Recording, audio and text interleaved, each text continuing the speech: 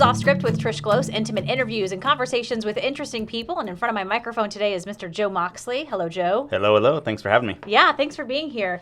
You're one of the more interesting people that I know, so that's why I had Is that a good thing? Or? Yeah. And what's your, I guess, give me a title. I mean, you're a kind of a buddy of mine, but what's a good title for you these days? Oh, man. Businessman, entrepreneur? Yeah, entrepreneur for sure. I'm always mixing it up and changing, so. You really are. Yeah. You have lots of things going on, it seems like, all the time. For sure. Okay, we're going to talk about that in a little bit.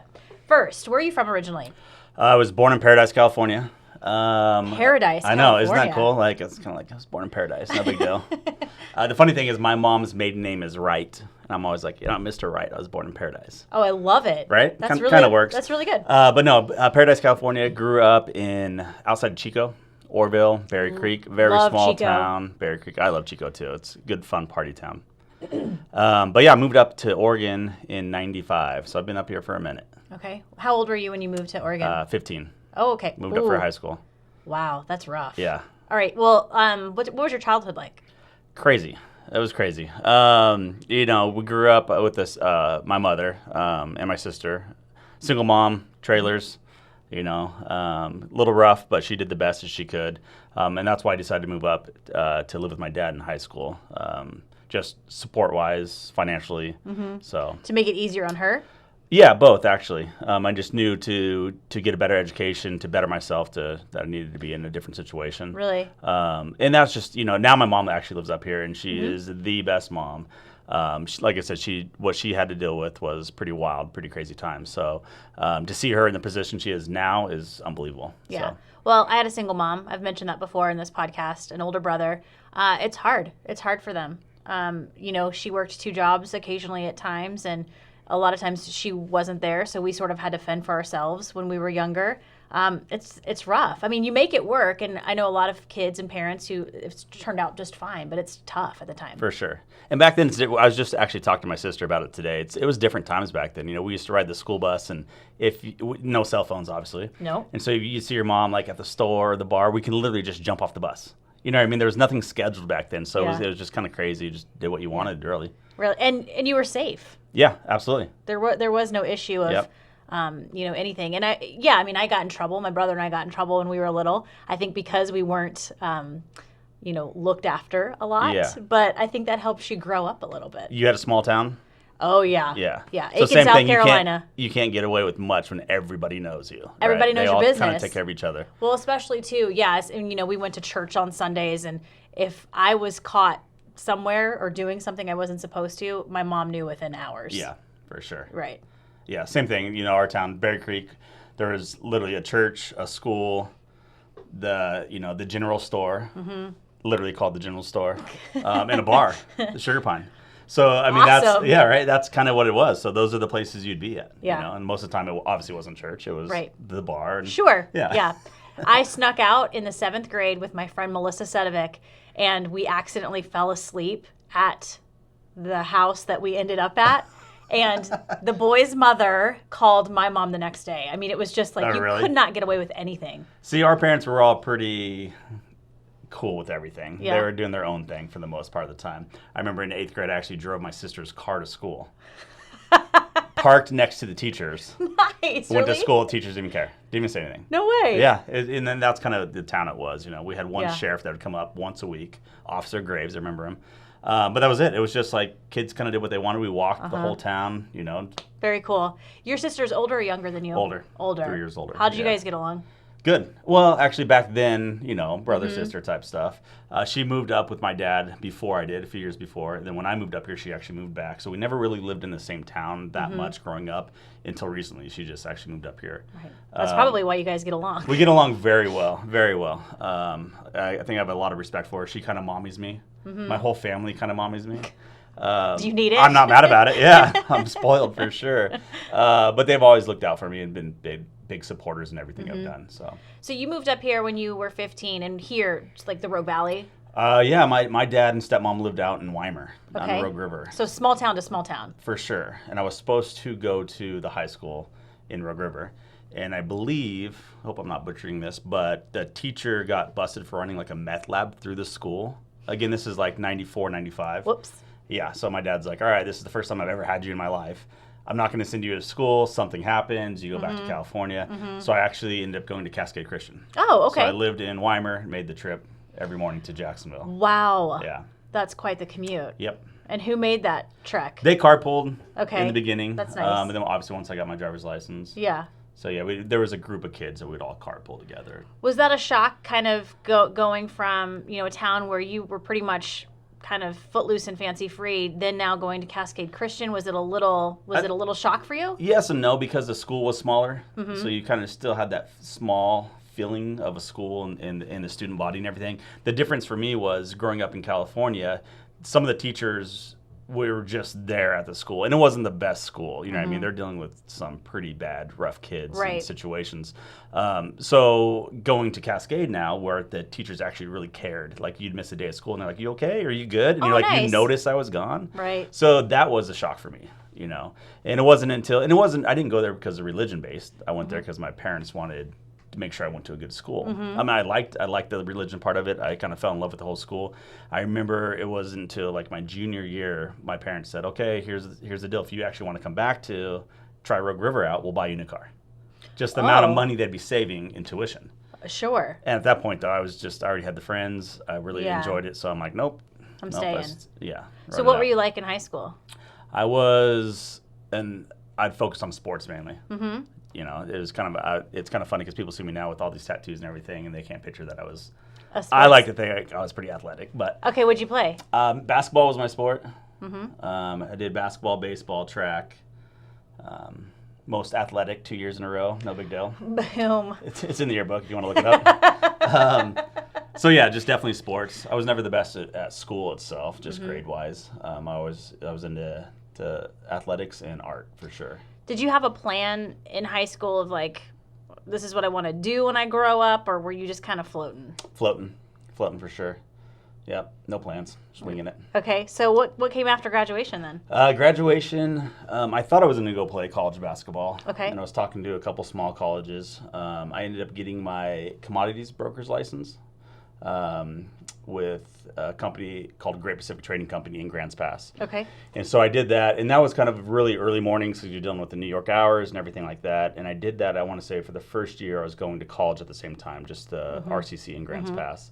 And then I realized this college thing was not for me, and I was already looking at I thought, a decent career in front of me. So I quit school, focused on that, and I was a commodity broker for 5 years. Okay, commodity broker, what is that? What does that look like? You're familiar with stocks and bonds and all that. Yeah. Commodities is the other side of it, which is faster moving. It's the day-to-day things. It's the pork bellies, the orange juice, the crude oil, the gold.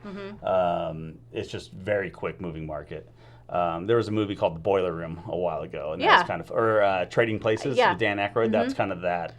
Were you good at it? I eased my way into it I was like they called it a paper trader. Basically, I taught people how to trade. Then eventually I became like a discount broker. And so it's one of those things, you just give people advice. I thought I was good. I wasn't like way into it like a lot of the brokers there. Sure. But it's always a double-edged sword. You give somebody advice, and they're investing their money. If they do well, they pat themselves on the back. If you give them advice, they do bad, it's your fault. Right. And this was before online trading got big. And so we were a full service brokerage firm, and I kind of saw the writing on the wall with that as soon as online trading came out. We're doing trades at 55 to 75 bucks a turn. Online comes out, it's like, hey, $5. And crazy. So, yeah. Another broker and I teamed up and bought coffee shops. And that's how I kind of got out of being a commodity broker. Okay. Did that sort of get you... I mean, because I feel like business people, entrepreneurs, are just really good with numbers and logistics and, sort of problem solving, I guess. But did that help you kind of in your future ventures, you think? Yeah, I think every step in life, jobs in general, kind of leads you to where you're at now.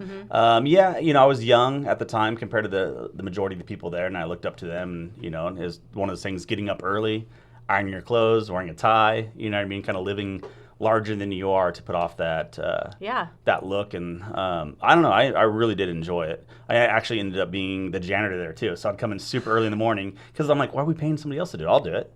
No way. Yeah, I was just kind of hungry and very motivated. Yeah. So yeah, I'm like, they're making money. I'll do that, job too. You came in and cleaned the place in a suit? At night, yep. Really? No, I would not in a suit. Sometimes actually, but yeah. So I'd get there early and leave late. That's crazy. That's awesome though Yeah. too. I think it's that whole dress for the job you want, not the job you have. Yeah, for sure. Kind of philosophy. Yep. So then you said you and someone else bought some coffee shops. Yeah. Like.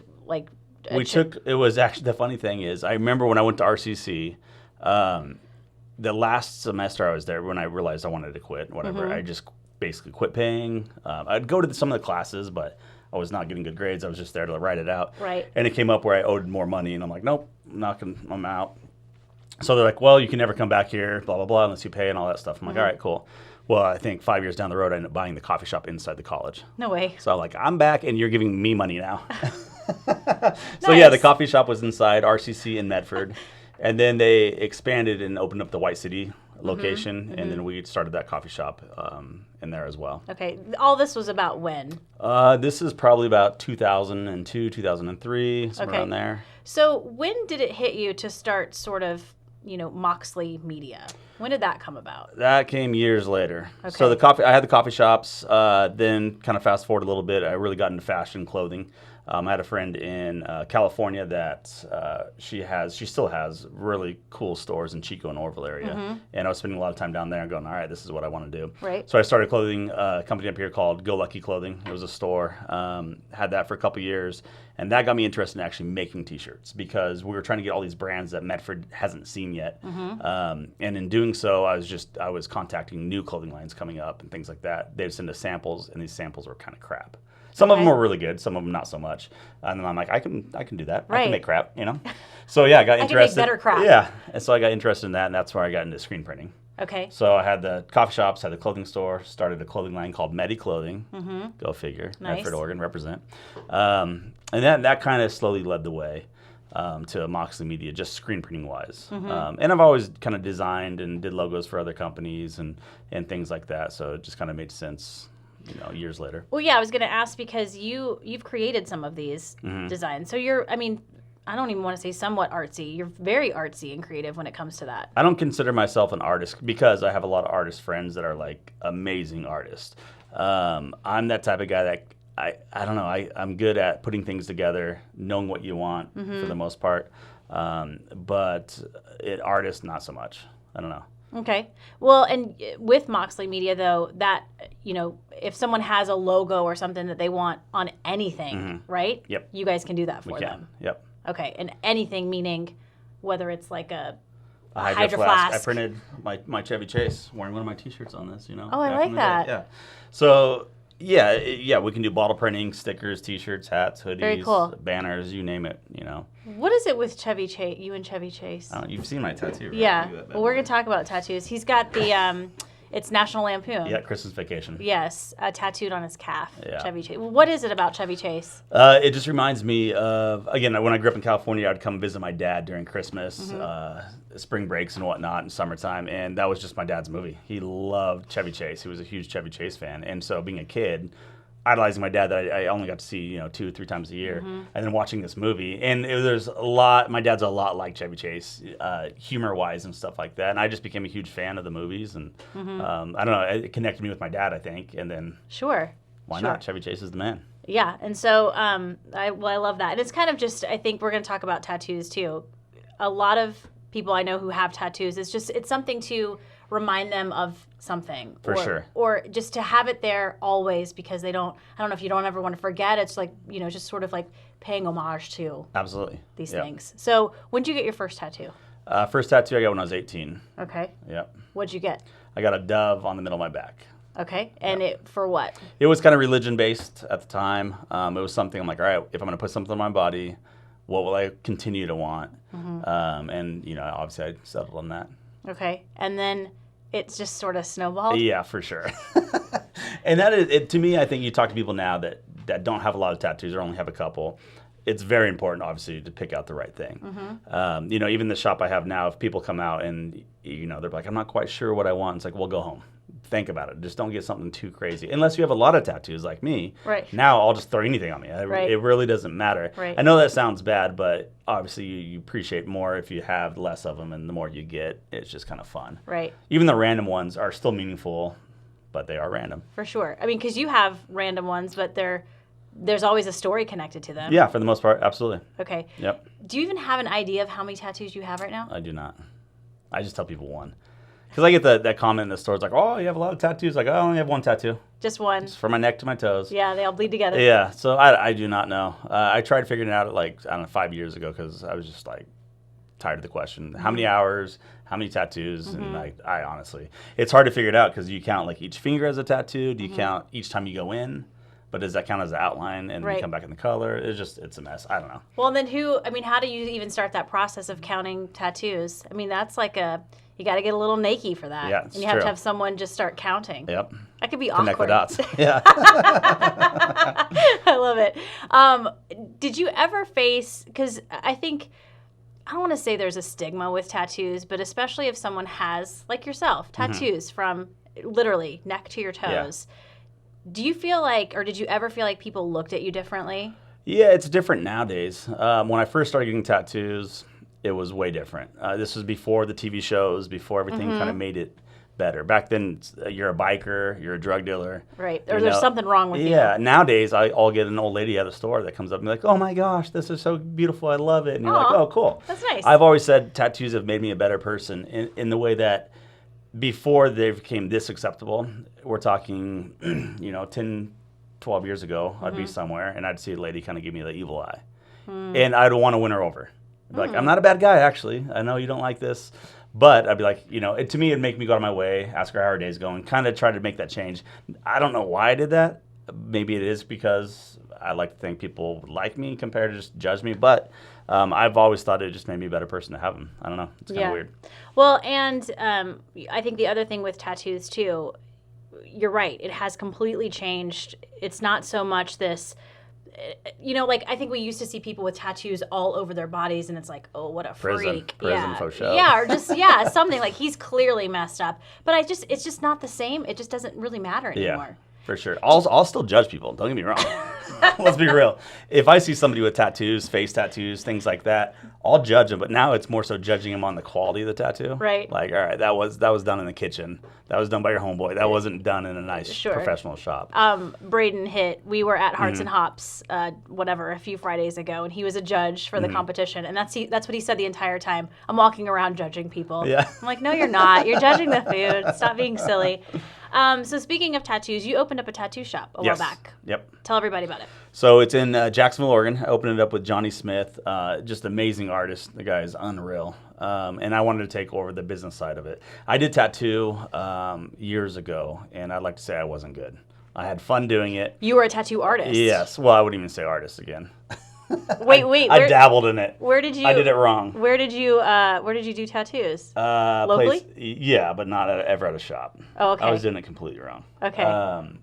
I've done 100 plus tattoos, but I've done some of myself. Right. I got this guy, and I did my own stomach. Yeah, but anyways, with Johnny, seeing like a legit, true artist, I wanted to let him focus on the art side and let me focus on the business side. And it was my one way to get into the tattoo industry without being a bad tattoo artist.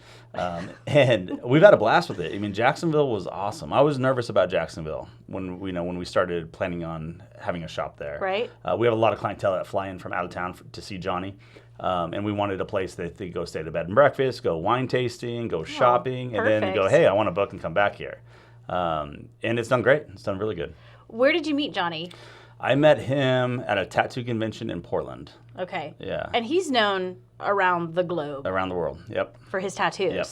Absolutely. We have another guy here. I'm not even going to say his name because I always get it wrong. Up in Grants Pass, who's Jeff Gogwe. Yeah, who's also known around the world for. He is, if not within the top 3 artists in the world. I mean, he's unreal. And so these two guys are in Southern Oregon. Yeah, crazy, right? They used to actually work in the same shop in Grants Pass. I have a lot of respect for Jeff. He's, I think the majority of artists do. I mean, this is a guy that's done it right. He's definitely somebody to look up to.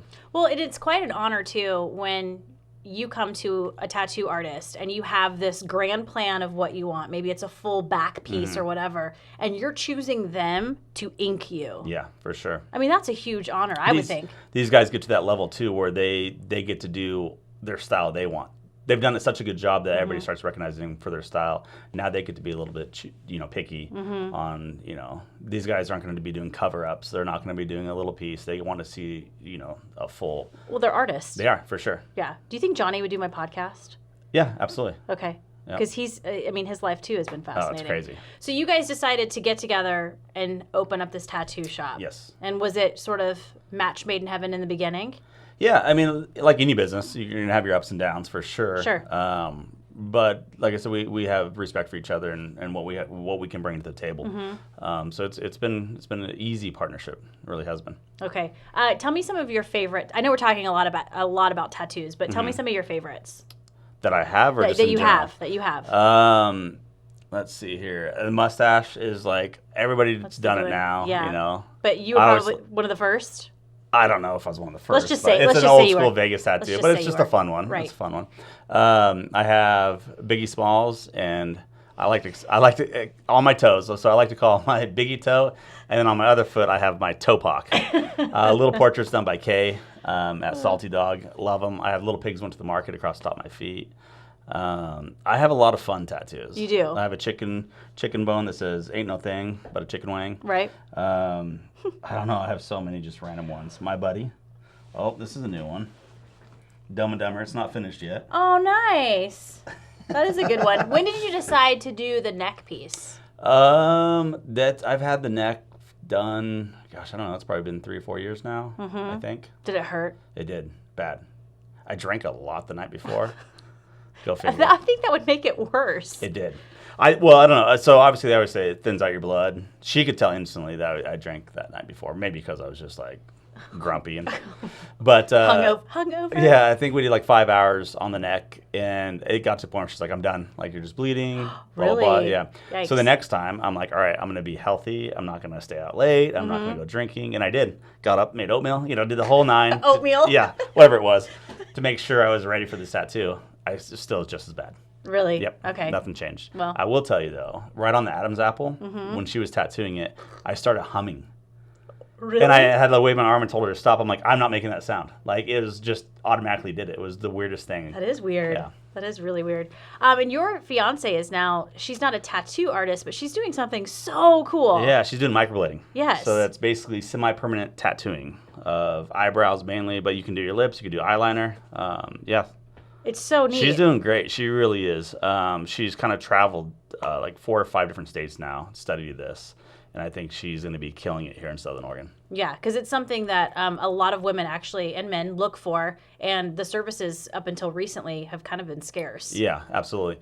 It's just like I think with anything in the beauty industry, not that Southern Oregon's behind a little bit, but it is. But also the rules and regs in Oregon are a lot stronger compared to like California. Right. So they do have to be a licensed tattoo artist, which takes time and a lot of money. But the cool thing I think with that in this state is that it means people pay their dues. They actually know what they're doing for the most part. They're cleaner for the most part. Yes. So it's kind of nice to be able to go to a professional shop and knowing you're going to be taken care of right. Well, where does she work out of? Sweetwater. Sweetwater, okay. Yep. So if anyone's interested, contact Sweetwater. Yeah, absolutely. She's booking out quite a bit right now. Awesome. But yeah, definitely hit her up. Okay. I was writing notes about you, kind of things to talk about. And one thing that I wrote down was you're the guy who knows people. Yeah, I'm the glue. You really are, though. I mean, you agree with that statement. Yeah, for sure. Because anytime we talk about something, you're like, oh, I know a guy. Yeah. Or I know this guy. Or you know someone who works at a bar, and then all of a sudden you have like a drink on the menu. Yeah, there's a lot of the homie hookups. You know what I mean? Where it's like, yep, I know that guy. Yep, let me take care of this. I don't know. I take pride in that in a way. To me, it means you've obviously treated people right. If they're going to continue talking to you, if you can call in favors. I've sponsored a lot of bands with my clothing line over the years, so I've got to meet a lot of people, and then I just stay in contact with them. So if it's concert-wise, and I see somebody's going to play in Portland and I know who they are, but I know my buddy'd rather go see them because he's actually a huge fan, I'd rather kind of hook those people up. So I don't know, I get a lot of... You make a lot of connections, though. For sure, absolutely. That way. And you do it happily. Like, if someone's looking for, fill in the blank, you're more than willing to hook those two people together. Definitely. I think that's what a true community member is. Whether you're a commissioner or a police officer, it's about making connections and getting people together. Absolutely. Well, I think it's one of those things too. If you come into something and you're thinking, "Oh man, I wish I needed help with this," and somebody can actually do that for you, it's kind of the same concept, just like reach out to that person. Right. I'm making it sound like I'm like really putting a heart into this. I really don't. I just I just know people. I know, but I think you're more than willing. A lot of people don't want to share their contacts or their connections, and you're just I don't care. Yeah. You'd be surprised with a lot of these bands that come to Brit and things like that. You reach out to these people, and I usually know them through other bands. But it's like, hey, do you want to stop in and get a free haircut with my buddy Daniel that owns a place in Jacksonville? Do you want to get some tattoo hookup? Do you want to get some beer from Opposition Brewery? Do you want to get some coffee from my buddies that own the coffee shop? They're like, heck yeah. Are you kidding me? Yeah. So it's like they have the day off or something like that, and they're being treated. And to me, I would think these big bands get treated like that all the time. And they're like, no. This is amazing. Like, heck yeah, we want shirts and beer and clothes and wine. And it's just good karma, too, at the end of the day. It's just good karma. So speaking of drinks, I know you love rum. I do. You're a rum guy. You recently, there's now a rum drink on the list at Jefferson Spirits. It is. And last I was told it's almost out. What? So I know. We need to get down there. How did this happen? I knew nothing about it. I know a guy. I didn't know anything. I didn't know they were working on it, to be honest with you. All of a sudden, it was just done, and which was cool. It was kind of a lot of respect. I was like, wow, like people know, obviously, I drink rum. Yeah. I didn't know they knew that much. But yeah, it's on the menu, and we had a chance to go down there, and I brought some family down there and try it, and it is amazing. It is good. Yeah. It's kind of like a rum and Coke, yeah, right? Yeah, with lime. So the whole rum and Coke, as soon as you add a lime to it, it's a Cuba Libre. Right. And so, it's just, I've always had fun saying that. It sounds fancier. I feel like I'm getting my money's worth. Right. But yeah, you add that lime and it makes that much difference. Why have you decided to stay here? You're very successful. Again, you are very good at connections. Why have you decided to stay here? A couple of reasons. Obviously, I have kids here, and I think it's a great place to raise a family. It's sad to me seeing people from the Medford area that their goal when they graduate is to leave. And I get it. I think at that age is the right time to leave. Go out, spread your wings, do whatever you need to do. And the majority of them do come back. But I would like this community to start being a community where people want to stay here and build it up, and compared to having that bad thought in their minds of like, it's something better's out there. Right. But it obviously says something for how good it is that people come back. For sure. And every person that I've known that has traveled here, whether it be bands or celebrities or people that I've talked to and show them Applegate and show them around, they're like, this place is unreal. I want to move here. So that, like I said, that says something for the Valley. I agree. And I think, for those kids, go away to college and then kind of I want to go home and start a business and work and maybe eventually have a family. So it is pretty neat. Yeah, for sure. All right, we're moving on to the final 3. Best advice you've ever been given. Oh, my gosh. Best advice I've ever been given. I know I should have prepped you on this. Yeah, for reals. We can come back to it. Let me think. Let me ponder. Okay. If it's the best, I don't want to ruin this. Okay, just decent advice you've ever been given. No. Be prepared, obviously. That's good. Ooh, throwing me under the bus. Yeah. Be prepared to prep my guests. If you ever left this place, Southern Oregon, what would bring you back here? What would you miss the most? The people, for sure. For sure. I used to work at Costco. I did marketing for Costco for 5 years through the span of owning businesses.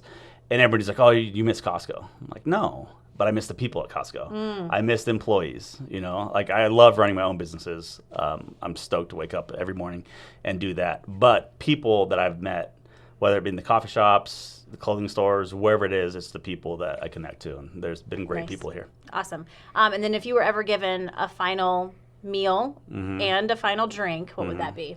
Well, obviously the drink we know. Meal, my mom's mac and cheese. It's unreal. I'm assuming it's homemade. Oh, of course. Yeah. It's so good. Okay. Yep. Does she do anything fancy to it? Or is it just... She does, on the top of it, she does, what is it? It's a cereal. Oh, really? She sprinkles on the top, and I can't even think what it is. But it's like cornflakes or something? It might be cornflakest, actually. Yeah, I'll have to ask her. That would make sense. Like I don't know the crunchy. Whatever it is, it's amazing. Yum. Okay, so back to that first question. Best or really good advice you've ever been given? I always remember funny advice from my dad, and it's always look before you leap, still waters run deep, or piss in the wind and see if it spins. So That is good. That is good. But Life's short. Eat dessert first. There's all those good Yeah. ones that he always told me. Yeah, but they stick with you. They do. Clearly. Absolutely. All right, very cool. If you're listening to this podcast on iTunes and you like it, please subscribe, rate, and review. It helps other people find us. We're also on Google Play now. Check out the video portion of this podcast at ktvl.com. Just click on features and then off script. Joe Moxley, thank you very much. Thank you. Always a pleasure.